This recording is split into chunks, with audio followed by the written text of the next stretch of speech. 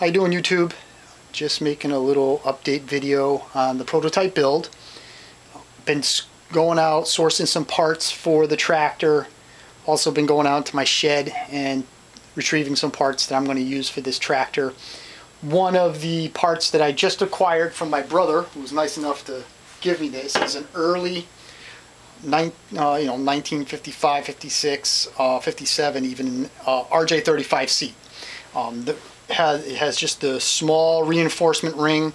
In 58 they started with the seats with the reinforcement ribs on them. This is a real nice seat. This is just crusty paint. It's not even pitted. The edge is all nice and smooth. There's no crashes in it. So this seat's going to go out and get powder coated glossy black. In my video of my collection, I have a tractor that I say is one of my show tractors. I take it around to the local area, and it had a really nice set of RJ35 rims on it. These specifically came off a 1955 that I parted out. The tractor was a total disaster, but for some reason the front rims were beautiful. I mean, there isn't a pit. The rim edges are nice. The bearing areas are nice. There's nothing around the valve stem hole. They're great, and there's the original silver color still inside them. The beads are perfect. There's no pitting. There's nothing. The tires came right off. I might actually even reuse the tires for this project because they are original RJ tires, and they are in beautiful shape. One of the other things I had indicated in my other videos, I would use my NOS RJ35 belt guard, and I am going to do that. Here it is right here. It's going to go out and get powder coated glossy black also. Almost dropped it. One thing I did last weekend is I worked on the front end. I completed putting it together. Some of the special features of the prototype was the front rims were actually held in by 3/4 inch castle nuts with cotter pins. So I went out to the shed, got a real nice set of spindles that I had. I cut the spindles and then bought a 3/4 inch bolt. I put it on, married it all together real nice, made sure it's really straight and perfect. Spaced out the nut and spaced it all out for those rims right there with the bearings, so that way just snug up the nut and drop that cotter pin. And I also drilled the hole for the cotter pin so it would be nice and straight up and down. I made the trunnions, another hole for a cotter pin. Here's the hole for the cable.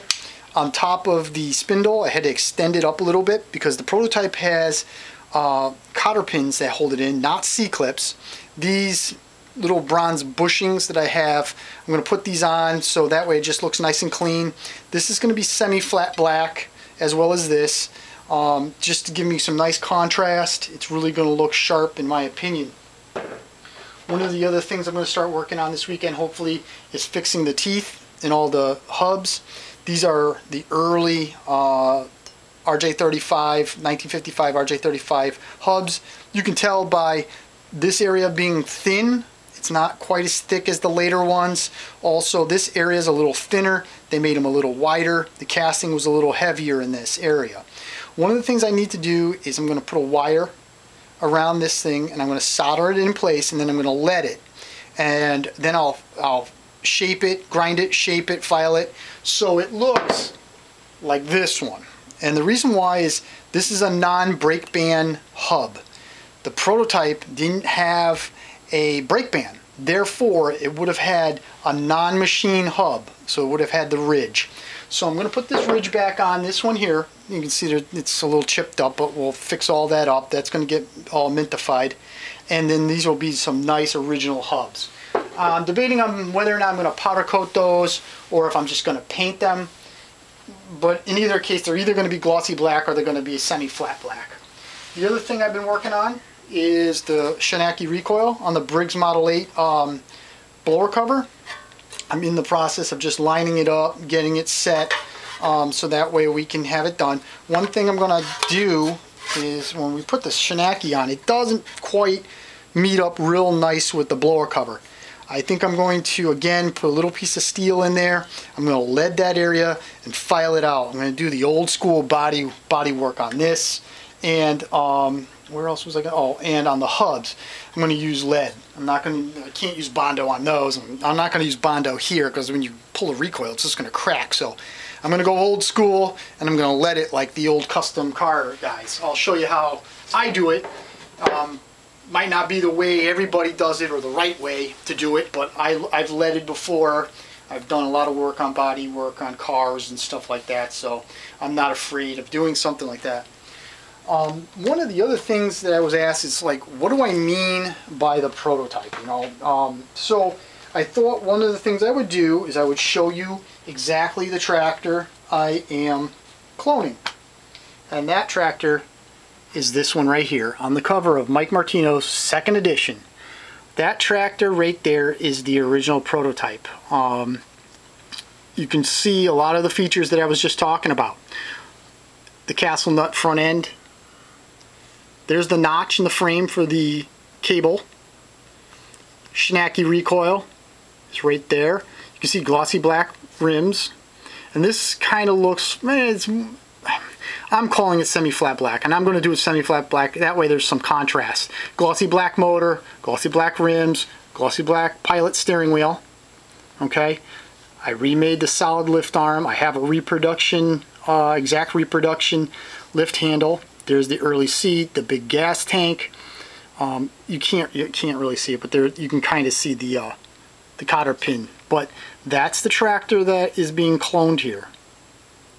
It's really kind of, oh, if anybody knows where I can find a set of 612 rear tires that have that tread pattern, the check. I've been looking for a while without success. Now I know they made a 512 size during that period of time. I believe there was a bunch of walk-behinds, two-wheeled walk-behind tractors that had that pattern, and they were 512s. So, and it's really hard to tell whether or not that's a 512. The rim looks like a 612 to me, so I'm going to say it's a 612, and that's what was originally on an RJ, was a 612. They actually advertised it, big 612 rear tires. Just so you know, on page 38 of Mike's book, there's the original advertisement. That was late 1954, 1955, sorry, for the RJ35, and there's the tractor.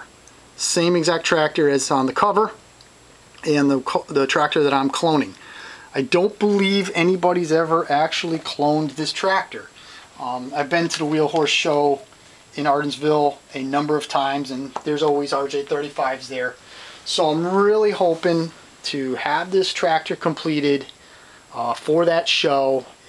I'm planning on driving it around. You know, gets a little dinged up, whatever.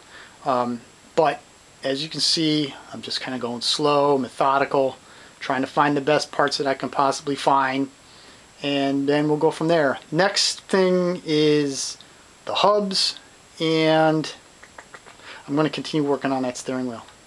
Alright, thank you very much for your time. I hope you like it, and I hope you can see the kind of the direction that I'm going in. Thanks.